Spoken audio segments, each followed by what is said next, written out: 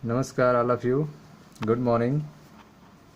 आज जो है कक्षा 12 जीव विज्ञान का दूसरा चैप्टर चल रहा है, पुष्पी पादपों में लैंगिक जनन। ठीक है, इस चैप्टर का यह चौथा वीडियो लेक्चर है। एनसीईआरटी बुक जो है पेज नंबर 26 एक्सप्लेन किया जाएगा आपको। हेडिंग है आज की, स्त्री के सर, गुरबीजाणुधानी जिसको बीजांड भी कहते हैं, तथा भ्रूण कोश।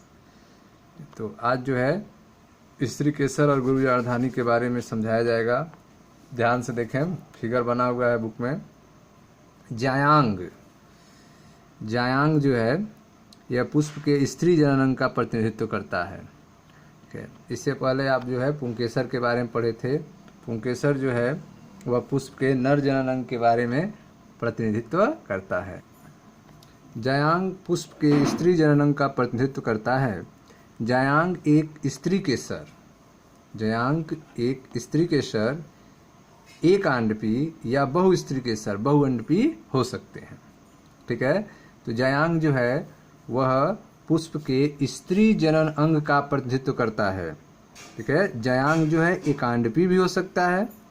जायांग एक स्त्री केसर का अर्थात एकांडपी या एक से अधिक स्त्री केसर का हो सकता है, जिसको क्या कहेंगे, बहुअंडपी हो सकता है। ठीक है, जहां पर एक से अधिक होते हैं, वहां स्त्री केसर आपस में संगलित, आपस में मिले हो सकते हैं। तो अगर स्त्री केसर आपस में संगलित होंगे, मिले होंगे, तो उसको क्या कहेंगे, युक्तांडपी कहते हैं। तो आपने देखा कि अगर जो है एक से अधिक होते हैं, ठीक है, तो वहाँ स्त्री केसर अगर आपस में जुड़े हुए हैं, संगलित हैं, तो उसे युक्तांडपी कहते हैं। या फिर वो आपस में स्वतंत्र हो तो उन्हें क्या कहेंगे, वियुक्तांडपी कहेंगे। चलिए फिगर देखते हैं। तो जैसा आप पहला फिगर देख रहे हैं, यह गुड़हल का है। इसमें स्त्री केसर को दिखाया गया है, गुड़हल के भाग को, जिसमें आप देख रहे हैं गुड़हल का यह स्त्री केसर वाला हिस्सा दिखाया गया है, जिसमें सबसे ऊपर आप देख रहे हैं वर्तिकाग्र है, फिर वर्तिका है और नीचे है अंडाशय। ठीक है, तो यह गुड़हल का है पार्ट, जिसमें सबसे ऊपर वर्तिकाग्र, वर्तिका और अंडाशय। यह जो है जायांग है। किस हिस्से का है यह, किस फूल का है, गुड़हल का है। ठीक है, अब आप देख रहे हैं कि यह जो है अकेला है। ठीक है, तो यह क्या होगा, एकांडपी है। जायांग जो है अकेला है, एकांडपी है। ठीक, और यह जो है बहुअंडपी भी हो सकता है। जैसा आप देखें, बहुअंडपी मतलब एक से अधिक अंडक हो तो उसको बहुअंडपी कहेंगे। ठीक है, और जब बहुअंडपी हैं तो आपस में जुड़े अगर होंगे तो उनको क्या कहेंगे, युक्तांडपी कहेंगे। जैसे यहाँ पे आप देख रहे हैं यह वर्तिकाग्र है और यह आपस में जुड़े हुए हैं, तो इनको क्या कहेंगे, युक्तांडपी कहेंगे। ठीक है, तो यह युक्तांडपी हो गया। और यह क्या कहेंगे, एकांडपी कहेंगे। इसको अकेला है तो एकांडपी कहेंगे। अगर अलग अलग है लेकिन आपस में जुड़ा हुआ है तो उसको क्या कहेंगे, युक्तांडपी कहेंगे। यह किसमें पाया जाता है, पायपावर के। ठीक है ना, पायपावर प्लांट में पाया जाता है। पायपावर के बहुअंडपी युक्तांडपी स्त्री केसर है यह, पायपावर के बहुअंडपी युक्तांडपी स्त्री केसर। ठीक है, अब यह देखो आप, यह सब वाला फिगर माइचेलिया में भी बहुअंडपी हैं, बहुत सारे अंडक हैं, लेकिन यह अकेले हैं। इनको क्या कहेंगे, वियुक्तांडपी कहेंगे। यह आपस में जुड़े नहीं हैं, यह स्वतंत्र हैं। यह आपस में जुड़े नहीं हैं, यह सब स्वतंत्र हैं। इसलिए स्वतंत्र हैं, अलग अलग हैं, इसलिए इसके लिए क्या कहेंगे, वियुक्तांडपी कहेंगे। अगर यह, ठीक है ना, यह वियुक्तांडपी इसको कहेंगे। इसमें जो है वियुक्तांडपी हैं। ठीक, तो इस तरह से आप देख रहे हैं कि जायांग जो है वह पुष्प के स्त्री जनन अंग का प्रतिनिधित्व करता है। जायांग क्या करता है, तो जायांग जो है पुष्प के स्त्री जनन अंग का प्रतिनिधित्व करता है। जायांग एक स्त्री केसर, जायांग जो है एक स्त्री केसर का हो सकता है, तब उसको क्या कहेंगे, एकांडपी कहेंगे। या फिर एक से अधिक स्त्री केसर का हो सकता है। ठीक है, तो बहुस्त्री केसर, बहुस्त्री क्या कहेंगे, बहुअंडपी कहते हैं।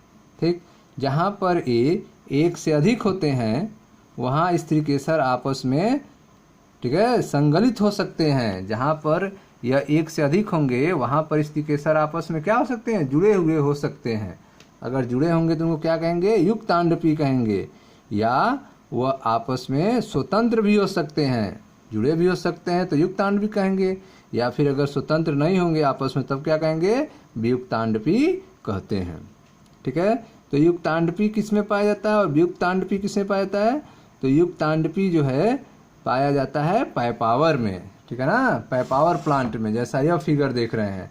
और ठीक है, जिसमें क्या है, आपस में यह पैपावर में जुड़े हुए हैं और यहाँ पे अलग अलग हैं। यह पाया जाता है किसमें, माइचेलिया में।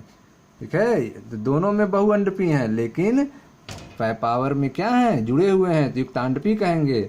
और माइचेलिया में भी बहुअंडपी है लेकिन अलग अलग हैं, इसलिए इसको क्या कहेंगे, वियुक्तांडपी स्त्रीकेसर कहेंगे। ठीक है, अब जो है प्रत्येक स्त्रीकेसर के 3 भाग होते हैं। प्रत्येक स्त्रीकेसर के 3 भाग होते हैं। ठीक है, वर्तिकाग्र, वर्तिका और अंडाशय। प्रत्येक स्त्रीकेसर के 3 भाग होते हैं, वर्तिकाग्र, वर्तिका और अंडाशय, 3 भाग होते हैं। ठीक है, अब ध्यान से देखें, वर्तिकाग्र क्या होता है? तो वर्तिकाग्र पर परागकण आकर इकट्ठा होते हैं। वर्तिकाग्र पर ही परागकण क्या होता है, इकट्ठा होते हैं। वह अवतरण मंच का काम करता है। वर्तिकाग्र जो है वह परागकणों के लिए अवतरण मंच का काम करता है। वर्तिका क्या होती है? तो वर्तिका एक पतला धागा के समान, ठीक है, संरचना होती है। एक दीर्घिकार लंबा पतला इकहरा भाग है जो वर्तिका के नीचे होती है। ठीक है, तो आप देख रहे हैं कि प्रत्येक स्त्रीकेसर में कितने भाग होते हैं? तो प्रत्येक स्त्रीकेसर में 3 भाग होते हैं। प्रत्येक स्त्रीकेसर में 3 भाग होते हैं। सबसे ऊपर वर्तिकाग्र होता है, उसके बाद वर्तिका होती है और नीचे अंडाशय होता है। वर्तिकाग्र पर परागकणों का अवतरण मंच का काम करता है। यहाँ पे परागकण इकट्ठा होते हैं। ठीक है, वर्तिका क्या होती है? तो वर्तिका एक दीर्घीकृत पतला इकहरा भाग है। वर्तिका एक दीर्घीकृत पतला इकहरा भाग है। ठीक है, जो वर्तिका के नीचे होती है। ठीक है, जो किसके नीचे होती है? वर्तिका के नहीं, वर्तिकाग्र के नीचे होती है। वर्तिका जो है वर्तिकाग्र के नीचे होती है। ठीक है, और स्त्रीकेसर का, ठीक है, जो आधार है वह उभरा फूला हुआ भाग होता है जिसको अंडाशय कहते हैं। स्त्रीकेसर का आधार जो है फूला हुआ भाग होता है जिसको अंडाशय कहते हैं। ठीक है, यह हो गया। अंडाशय के अंदर क्या होता है? तो अंडाशय के अंदर एक गर्भाशयी गुहा होती है। अंडाशय के अंदर एक गर्भाशयी गुहा होती है जिसको कोष्ठक कहते हैं। गर्भाशयी गुहा के अंदर की ओर एक अपरा स्थित होती है, प्लेसेंटा होती है जिसको नाड़ कहते हैं। प्लेसेंटा होती है जिसको क्या कहते हैं? नाड़ कहते हैं। ठीक है, अब देखो ध्यान से, स्त्रीकेसर के बारे में आप पढ़ रहे हैं। स्त्रीकेसर क्या होता है? तो जायांग पुष्प के स्त्री जननांग का प्रतिनिधित्व करता है। जायांग एक स्त्रीकेसर का हो सकता है तब उसको एकांडपी कहेंगे, या फिर बहु स्त्रीकेसर का हो सकता है तब उसको बहुअंडपी कहेंगे।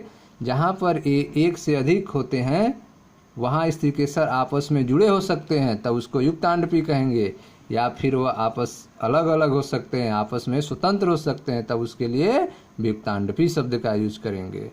ठीक है, युक्तांडपी का उदाहरण आपने देखा पैपावर में और वियुक्तांडपी का उदाहरण आपने देखा माइचेलिया में। ठीक, प्रत्येक स्त्रीकेसर में 3 भाग होते हैं।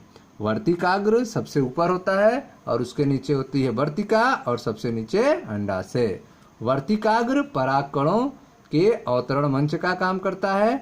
वर्तिका एक दीर्घीकृत पतला इकहरा भाग है जो वर्तिकाग्र के नीचे होता है। ठीक है, जो वर्तिकाग्र के नीचे होता है। स्त्रीकेसर का आधार उभरा हुआ फूला हुआ भाग क्या कहलाता है? अंडाशय कहलाता है। ठीक है, अंडाशय के अंदर एक गर्भाशयी गुहा होती है। अंडाशय के अंदर क्या होता है? एक गर्भाशयी गुहा होती है जिसको कोष्ठक कहते हैं। गर्भाशयी गुहा को कोष्ठक भी कहा जाता है, खाली जगह होता है। ठीक है, गर्भाशयी गुहा के अंदर की ओर प्लेसेंटा होता है, नाड़ उसी में स्थित होता है। ठीक है, इसको आपने कक्षा 11 में पढ़ा है अपरा के बारे में, प्लेसेंटा के बारे में, तो उसको आप परिभाषा और प्रकार को देख लीजिएगा 11th वाले बुक में, स्मरण करें। आपरा से उत्पन्न होने वाली दीर्घ बीजाणुधानी सामान्यतः बीजांड होती है। तो आपरा से प्लेसेंटा से जो उत्पन्न होती है दीर्घ बीजाणुधानी, उसको क्या कहते हैं? उसको बीजांड कहते हैं। आपरा से उत्पन्न होने वाली दीर्घ बीजाणु, ठीक है, दीर्घ बीजाणुधानी को सामान्यतः क्या कहा जाता है? बीजांड कहा जाता है। ठीक है।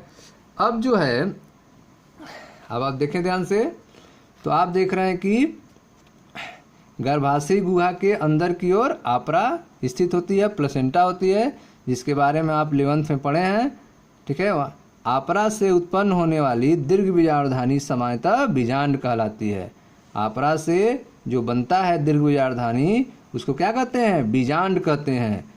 ठीक है। एक अंडाशय में बीजांड की संख्या 1 भी हो सकती है, या फिर एक अंडाशय में बीजांड की संख्या 1 से अधिक भी हो सकती है। तो अगर एक अंडाशय में बीजांड की संख्या 1 है, किसमें? गेहूं, धान, आम, इनमें एक अंडाशय में एक ही बीजांड होता है।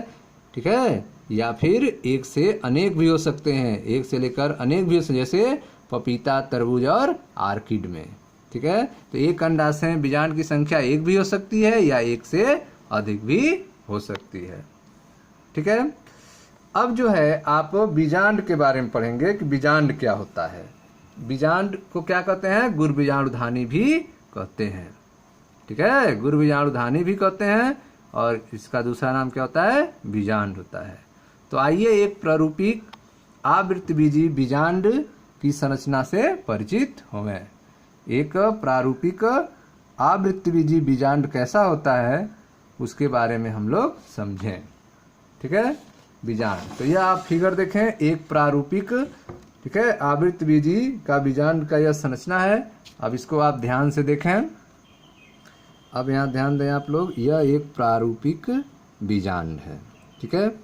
अब इस बीजांड जो है एक छोटी सी संरचना होती है। बीजांड जो है एक छोटी सी संरचना होती है। ठीक। और यह एक वृंत या डंठल से, ठीक है, आपरा से जुड़ी होती है। यह जो है बीजांड जो है वृंत या डंठल से, प्लेसेंटा से, आपरा से जुड़ी होती है। जिस डंठल से जुड़ी रहती है उसे क्या कहते हैं? बीजांड वृंत कहते हैं। तो बीजांड जो है बीजांड वृंत के द्वारा आपरा से जुड़ी होती है। ठीक। तो आपने देखा कि एक बीजांड क्या है? एक छोटी सी संरचना है जो एक वृंत या डंठल, जिसे क्या कहते हैं? बीजांड वृंत कहते हैं, उसके द्वारा यह आपरा से जुड़ी रहती है। बीजांड का स्ट्रक्चर कैसा होता है? ठीक है। बीजांड की काया, तो बीजांड की काया जो है बीजांड वृंत के साथ नाभिका नामक क्षेत्र से संगलित होती है। ठीक है। नाभिका नामक क्षेत्र होता है, इस नाभिका नामक क्षेत्र से यह जो है जुड़ी रहती है। ठीक है। बीजांड की काया बीजांड वृंत के साथ नाभिका नामक क्षेत्र से में संगलित होती है। नाभिका नामक स्थान में यह क्या होती है? संगलित होती है। ठीक है। अतः यह नाभिका बीजांड और बीजांड वृंत के संधि बिंदु का प्रतिनिधित्व करती है। नाभिका हाइलम को क्या कहते हैं? संधि बिंदु कहते हैं। यह जो नाभिका है यह बीजांड और बीजांड वृंत का संधि स्थल है। ठीक है। जो नाभिका हाइलम है, ठीक है, वह क्या है? एक संधि स्थल है, जहाँ पर क्या होता है? बीजांड वृंत और बीजांड आपस में जुड़े होते हैं। ठीक है। अब आगे देखिए ध्यान से, प्रत्येक बीजांड में 1 या 2 अध्यावरण नामक संरक्षक आवरण होता है। प्रत्येक बीजांड में 1 या 2 परतों का, ठीक है, 1 या 2 लेयर की परत होती है प्रत्येक बीजांड में। ध्यान से देखें, यह देखें आप, बाह्य आवरण है और यह अंत आवरण है। तो प्रत्येक बीजांड में एक चारों ओर 1 या 2 स्तर होता है। ठीक है। यह बाह्य आवरण और यह अंत आवरण। उसके बाद देखें बीजांड काय होता है। उसके बाद वाले स्तर क्या कहते हैं? बीजांड काय कहते हैं। और सबसे अंदर जो होता है भ्रूण कोष होता है। सबसे अंदर वाले से क्या कहते हैं? भ्रूण कोष कहते हैं। ठीक है। अब यहाँ देखो ध्यान से, यह बीजांड द्वार है और यह बीजांड द्वारी सिरा है। यह आपका बीजांड द्वार है और यह बीजांड द्वारी सिरा है। ठीक है। और अब देखो दूसरे तरफ जो है उसके कहते हैं कैलेजल सिरा। ठीक है। इसको बीजांड द्वारी सिरा कहते हैं और दूसरे वाले हिस्से को कैलेजल सिरा या निभागीय सिरा कहते हैं। कैलेजल सिरा या निभागीय सिरा कहते हैं, या इसको कैलाजा भी कहते हैं। कैलाजा भी कहते हैं। यह क्या करता है, बीजांड के आधार भाग का प्रतिनिधित्व करता है। यह क्या करेगा, बीजांड के आधार भाग का प्रतिनिधित्व करता है। ठीक है, तो आप देख रहे हैं कि यह चारों तरफ से घिरा हुआ बीच में एक हिस्सा है जिसको क्या कहते हैं, बीजांडकाय कहते हैं। ठीक है, अब ध्यान से देखें गीर्बीजाणु क्या होता है। बीजांड एक छोटी सी संरचना है। बीजांड एक छोटी सी संरचना है जो एक वृंत या डंठल, जिसे बीजांड वृंत कहते हैं, के द्वारा आपरा से जुड़ी होती है। बीजांड की काया कैसा होता है, तो बीजांड की काया बीजांड वृंत के साथ नाभिका नामक क्षेत्र में संगलित होती है। बीजांड की काया बीजांड वृंत के साथ नाभिका नामक क्षेत्र में संगलित होती है। अतः यह नाभिका बीजांड और बीजांड वृंत के संधि बिंदु का प्रतिनिधित्व करती है। नाभिका जो है बीजांड और बीजांड वृंत के संधि बिंदु का प्रतिनिधित्व करती है। तो नाभिका जो है बीजांड और बीजांड वृंत के आपस में जोड़ने वाले संधि बिंदु का प्रतिनिधित्व करती है। प्रत्येक बीजांड में एक या दो अध्यावरण नामक संरक्षक आवरण होते हैं। तो प्रत्येक बीजांड में आप देख रहे हैं एक या दो लेयर का इंटेगुमेंट होता है, अध्यावरण नामक संरक्षक आवरण होते हैं। यह आवरण बीजांड के चारों ओर से घेरा होता है। यह जो आवरण है वह बीजांड को चारों ओर से क्या होते हैं, घेरे रहते हैं। केवल बीजांड द्वार नामक आयोजित छोटे से रंध्र को छोड़कर यह चारों तरफ से उसको घेरे रहेंगे, लेकिन कहाँ पर नहीं घेरे रहेंगे, बीजांड द्वार पर। ठीक है, एक छोटा सा रंध्र होता है, वहां पर यह घेरा नहीं होता है, बाकी चारों तरफ से यह घिरा रहता है। तो केवल बीजांड द्वार नामक आयोजित छोटे से रंध्र को छोड़कर अध्यावरण बीजांड को चारों तरफ से घेरे रहता है। ठीक है, बीजांड द्वारी सिरे के ठीक विपरीत निभाग होता है। बीजांड द्वार के ठीक दूसरे तरफ क्या होता है, निभाग होता है, कैलाजा होता है, जो बीजांड के आधारी भाग का प्रतिनिधित्व करता है। ठीक है, अध्यावरण से घिरा हुआ कोशिकाओं का एक पुंज होता है। ठीक है, अध्यावरणों से घिरा हुआ, जैसे यह देख रहे हैं आप, बाह्य आवरण, अंत आवरण, इससे घिरा हुआ बीच में कोशिकाओं का एक पुंज होता है। ठीक है, जिसे क्या कहते हैं, बीजांड काय कहते हैं। इसे क्या कहेंगे, बीजांड काय कहेंगे। ठीक है, अध्यावरण से घिरा हुआ कोशिकाओं का एक पुंज होता है जिसे बीजांड काय कहते हैं। केंद्रक की कोशिकाओं में प्रचुरता से आरक्षित आहार सामग्री होती है। केंद्रक की कोशिकाओं में प्रचुरता से रिजर्व फूड मटेरियल होते हैं, आरक्षित आहार सामग्री होती है। बीजांडकाय भ्रूणकोश या मादा युग्मकोद्भिद बीजांडकाय में स्थित होता है। तो आप देख रहे हैं कि बीजांडकाय भ्रूणकोश या मादा युग्मकोद्भिद ये कहाँ होते हैं, बीजांडकाय में होते हैं। बीजांडकाय के अंदर क्या होते हैं, भ्रूणकोश होते हैं। बीजांडकाय के अंदर क्या होते हैं, भ्रूणकोश होते हैं। ठीक है, तो आपने देखा कि बीजांडकाय भ्रूणकोश या मादा युग्मकोद्भिद बीजांडकाय में स्थित होते हैं। एक बीजांड में सामान्यतः एक अकेला भ्रूणकोश होता है। एक बीजांड में सामान्यतः एक अकेला भ्रूणकोश होता है जो न्यूनकारी विभाजन द्वारा एक गुर बीजाणु से निर्मित होता है। ठीक है, तो यह जो भ्रूणकोश कैसे बनता है, न्यूनकारी विभाजन द्वारा, रिडक्शन डिवीजन द्वारा एक गुर बीजाणु से निर्मित होता है। ठीक है, तो गुर बीजाणु से यह भ्रूणकोश कैसे बनता है, तो आप देखें गुर बीजाणु जनन के बारे में ध्यान से देखें। गुर बीजाणु जनन कैसे होता है, तो गुर बीजाणु मातृ कोशिकाओं से गुर बीजाणु जनन होता है। तो गुर बीजाणु मातृ कोशिकाओं से गुर बीजाणुओं की रचना के प्रक्रम को गुर बीजाणु जनन कहते हैं। ठीक है, गुर बीजाणुओं से क्या बनता है, गुर बीजाणुओं में न्यूनकारी विभाजन द्वारा, ठीक है, क्या बनता है, भ्रूणकोश बनता है। भ्रूणकोश के चारों तरफ क्या होते हैं, बीजांडकाय होते हैं। ठीक है, तो देखें गुर बीजाणु जनन क्या होता है, गुर बीजाणु मातृ कोशिकाओं से गुर बीजाणुओं की रचना के प्रक्रम को गुर बीजाणु जनन कहते हैं। बीजांड प्रायः एक अकेले गुर बीजाणु मातृ कोशिका से बीजांडकाय के बीजांडद्वारी क्षेत्र में विलग होते हैं। तो आप देख रहे हैं कि बीजांड प्रायः एक अकेले गुरबीजाणु मात्र कोशिका से बीजांडकाय के बीजांड द्वारी क्षेत्र से विलग होते हैं। यह एक बड़ी कोशिका है जो एक सघन जीव द्रव्य से समाहित और एक अस्पष्ट केंद्रक युक्त होती है। तो आप देख रहे हैं कि यह एक बड़ी कोशिका है जो जिसमें सघन जीव द्रव्य पाया जाता है और एक अस्पष्ट केंद्रक पाया जाता है। गुरबीजाणु मात्र कोशिका अर्धसूत्री विभाजन से गुजरती है।